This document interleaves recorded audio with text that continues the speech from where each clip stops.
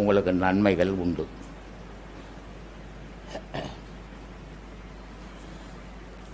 அதனால் சிவவாய்க்கர் சொல்கிறார், கடவுள் என்றது உலகம் ஃபுல்லாக தேடி தேடி செத்து போனவன் எவ்வளோன்னு எண்ணியே சொல்ல முடியாதுப்பா, கோடான கோடி. சரி, இப்படி கடவுளை தேடி கண்டுபிடிக்க முடியாத செத்து போயிட்டானே, அப்போ நம்ம எப்படி தான் சாமி கண்டுபிடிக்கிறதுனா உன் உடலுக்குள்ளே கண்டுபிடின்றான். அதனால் சொல்கிறான்,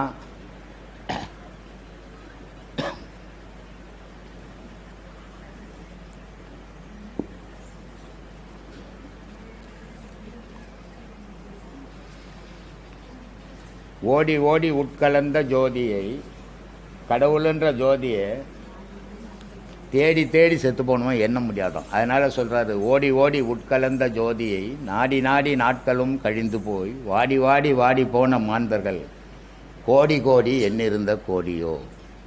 தேடி கண்டுபிடிக்க முடியாமல் செத்தவன் யாராலம்பா அந்த பேரொலியை. அப்போ அந்த பேரொலி எங்கே தான்ப்பா இருக்குதுன்னா உனக்குள்ளவே இருக்குது. அதனால் சொல்கிறார், உருதரித்த நாடியில் ஒடுங்குகின்ற வாய்வினை கருத்தினால் இருத்தியே கபாலம் ஏற்றவல்லாரில் விருத்தரும் பலராவார் மேனியும் சிவந்தடும் அருந்தரித்த பாதம் அம்மை பாதம். சத்தியமான விஷயம்பா, நீ இருக்கிறிய உனக்குள்ள கடவுள் இருக்குதப்பா. நீ உலகம்பெல்லா போய் தேடிங்கிறிய உனக்குள்ளே தேடி பாரும்பான்னு. அதனால் சொல்கிறான், நட்ட கல்லை சுற்றியே 4 புஷ்பம் சாத்தியே சுற்றி வந்து முணுமுணுக்கும் மந்திரம் ஏதடா. நட்ட கல்லும் பேசுமோ நாதன் உள்ளுர்கள், கடவுளும் உனக்குள்ள இருக்கிறானடா, நீ நட்டு வச்சுக்கிற கல்லடா பேச போகுது, ஏண்டா புரிஞ்சிக்காமல் இருக்கிறேன்றான். இப்படி தனக்குள்ளவே இறைவனை தேடணும். ஆனால் நமக்கு அது புரியல. சாம 4 வேதமும் சகல சாத்திரங்களும் சேமமாக ஓதினும் சிவனை நீர் அருகிலீர். நீ என்னதான் பாடம் படிச்சினோட புக்கை வச்சுன்னு கடவுள் அறிய முடியாதுடா. ஏன்னா கடவுள் அதில் இல்லை. கடவுளை பற்றி இருக்குதே தவிர கடவுள் அது இல்லை. அதனால் சொல்கிற, நீ எந்த வேதம் படிச்சினாலும் பயன் தராது அப்படின்றதுக்காக சொல்கிறாரு, சாம 4 வேதமும் சகல சாத்திரங்களும் சேமமாக ஓதினும் சிவனை நீர் அருகிலே. காமநோயை விட்டு கருத்துள்ளே உணர்ந்த பின் ஊமையான காயமும் இருப்பன் எங்கள் ஈசனே. காலையில் கூட என்ன சொன்னேன், விந்து 15 நாளைக்கு ஒரு முறை மனிதனுக்கு வெளியேறலாம், தவறு இல்லை, பாதிப்பு வராது. ஆனால் இந்த பழமொழி சொல்லுவாங்க, சும்மா வந்த மூட்டை நிலாவில் கட்டி ஓட்டைன்னுட்டு. அதனால் என் மனைவி நான் எப்போ வேணா போகம் பண்ணுவேன் அப்படின்னு பண்ணினா ஆயில் அராயில் ஆகிடும். ஏன்னா ஒரு மனிதனுக்கு உடலுக்குள்ள உயிராக இருக்கிறது இந்த மூச்சு வர்றது அந்த விந்துவால் தான். அந்த விந்துன்னு ஒரு பொருள் இல்லைன்னா அந்த மூச்சு வராது. அதனால தான் ஒரு உடம்பு சரியான டாக்டர்கிட்ட இட்டுன்னு போனீங்கன்னா முதல்ல கண்ணை திறந்து பார்ப்பான், விந்து இருக்குதா. 2வது விந்து வெளியேறிச்சான் துணியை தூக்கி பார்ப்பான், உயிர்நிலையில் விந்து வெளியே வந்துடுச்சா. இது 2ம் இல்லைன்னா அவனை காப்பாற்ற முடியாது, எடுத்துன்னு போயிடுவான் டாக்டர். அப்போது மூலப்பொருள் விந்து. இந்த விந்துன்ற பொருள் மனிதனுக்கு மட்டுமா இல்லை, எல்லா உயிரினங்களுக்கும், எல்லா செடி கொடி மரத்துக்கூட அந்த விந்து வேணும். அந்த விந்து இருந்தால் தான் அந்த ஒரு செடி வரும். இந்த விந்துவை யார் உற்பத்தி பண்ணான் அப்படின்னா இறைவனே தெளித்து விட்டான் உலகத்தில் எல்லாத்தையும். ஒரு வேப்பங்கொட்டையை யாராலையாவது செய்ய முடியுமா? எவ்வளோ விஞ்ஞானம் வந்தாலும். ஒரு புளியங்கொட்டையை யாராலையாவது எந்த விஞ்ஞானமாக செய்ய முடியுமா? மரபணு மாற்றம் பண்ணிட்டு விந்துவை ஒரு பொருளில் இருந்து எடுத்து வேறு 2யும் சேர்த்து இன்னொரு பொருளை செய்கிறான். ஆனால் இன்னொரு பொருள் இல்லாமல் அந்த விந்துவை மட்டும் எடுத்து செய்ய முடியாது. அப்போ 2 பொருள் தேவைப்படுது. அது அந்த 2 பொருள் தான் ஆண் பெண்ணுன்ற பொருள். இந்த 2 இல்லைன்னா உலகம்னு ஒன்று இல்லை, கடவுள்னு ஒன்று இல்லை.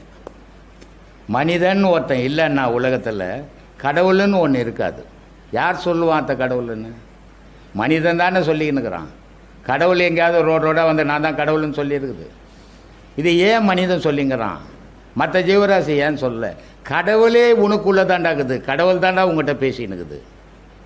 அது புரிஞ்சிக்காமல் நடந்துன்னு இருக்கிறீங்க. அதனால் எந்த வேதங்களை படித்தாலும் சரி, அதனால் அது படிக்கிறதுக்கும் பொழுதுபோக்குறதுக்கும் அதை பற்றி தெரிஞ்சுக்கிறதுக்கு உதவுமே தவிர கடவுளை அடைய உதவாது. கடவுளை அடையினா உன் மனம் கை கொள்ளணும். அதை உன் மனத்துக்குள்ளே ஒரு வைராக்கியம் வரணும். அப்போ தான் அந்த கடவுள்ன்ற பாதையை பயணம் பண்ண முடியும்.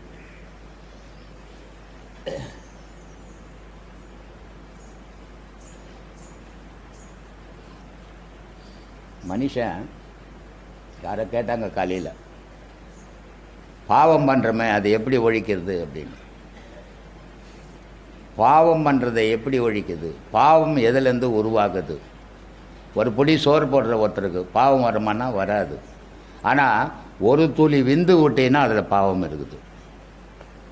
பாவமும் புண்ணியமும் எதில் இருக்குதுன்னா விந்துவில் தான் இருக்குது. அதனால்தான் சொல்லலாம், மாதா பிதா செய்த பாவம் உன்னை தான் தாக்குதுரா அப்படின்றான். அவங்க என்ன பாவத்தை விலைக்கா கொடுத்தாங்க? இல்லை, அவங்களுடைய விந்துவும் சுரோநிதத்திலும் இருந்த பாவம் இந்த பிள்ளைக்கு வந்தது. அப்போ பாவம்ன்றதே விந்துக்குள்ளே தான் இருக்குது. அப்போ அந்த பாவத்தை அழிக்கணும்னா நீ விந்துவாலேயே அதை அழிக்கணும். அதை எப்படி அழிக்கணும் அப்படின்னா, இடுப்புன்ற ஒரு பகுதியில் விந்துன்னு ஒன்று இருக்குது, உயிர்நிலைக்கு மேலே. அந்த விந்து சொல்கிறார், மூலமான குலத்திலே முளைத்தெழுந்த கோரையை, பாவம்ன்ற கோரை அந்த விந்தில் முளைச்சி போய் கிடக்குதான் ஏராளமாக. அதனால் பாவம் தொடர்ந்துக்கினே இருக்குதான். அதனால் சொல்கிறார், மூலமான குலத்திலே முளைத்தெழுந்த கோரையை காலமே எழுந்து 4 கட்டு அறுப்பீராகில் பாலனாகி வாழலாம் பரபிரம்மம் ஆகலாம் அப்படின்னாரு.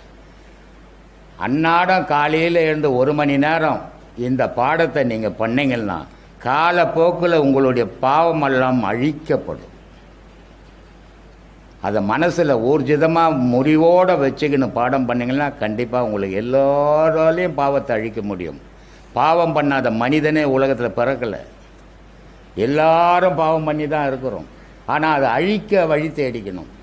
பாவம் பண்ணது விதியாக இருக்கட்டும், அதை அழிக்க முயற்சி பண்ணுறது மதியாக இருக்கட்டுமே, ஏன் அது இருக்கக்கூடாது? அப்படி அழிச்சிட்டா நமக்கு நிம்மதியான வாழ்வு கிடைக்குமே, சுத்தமான பரிபூர்ணமான பொருள் நமக்கு கிடைக்குமா, இறைவன் கிடைப்பானே. அதனால் இந்த மாதிரியான வழிமுறைகளில் கடைபிடிச்சி போனீங்கன்னா கண்டிப்பாக நீங்கள் நல்லா இருப்பீங்க. கறி சாப்பிடக்கூடாதா, மீன் சாப்பிடக்கூடாதா, இறை சாப்பிடக்கூடாதான்னு சில பேர் கேள்வி கேட்குறாங்க. சொல்கிறா பத்திரகிரி, மண்ணுயிரை கொன்று தின்று உழலாமல் தன்னுயிர் போல் நினைத்து தவம் முடிப்பது எக்காலன்றான். உலகத்தில் உள்ள உயிரெல்லாம் என் உயிர் மாதிரியே நினச்சினா அதான் ஜீவகாரணியம். அந்த மாதிரியான நினைவை உன் உள்ளத்தில் உருவாக்கினா அதான் உண்மையான ஜீவகாரணியம். எல்லா உயிரையும் என் உயிர் போலே நினைக்கணும். ஒரு துளியூண்டு நெருப்பு பட்டால் நம்ம உடல் எவ்வளோ துடிக்குது, அடுத்த உடலில் கத்தி வச்சு இருக்கும்போது அது எவ்வளோ துடிக்கும். அந்த துடிப்பை நீ ரசிக்கிற. ஏன்? உன்னுடைய வாய்க்காக, உன்னுடைய நாக்குக்காக. அதை துன்பப்படுத்தி நீ சாப்பிட்டு அதில் சுகமடைகிற. இந்த உடல் வளர்க்கறதுக்காக அதெல்லாம் சாப்பிட்டுக்கிற. இந்த உடல் மண் சாப்பிட போகுது, உன்னை புழு சாப்பிட போகுது. அதை யோசிக்கவே இல்லை நீ. அதனால் வாழுங்காலத்தில் பிற உயிர்களுக்கு துன்பம் கொடுக்காமல் வாழ முயற்சி பண்ணுங்க. அந்த முயற்சி உங்களுக்கு வெற்றியை தரும்.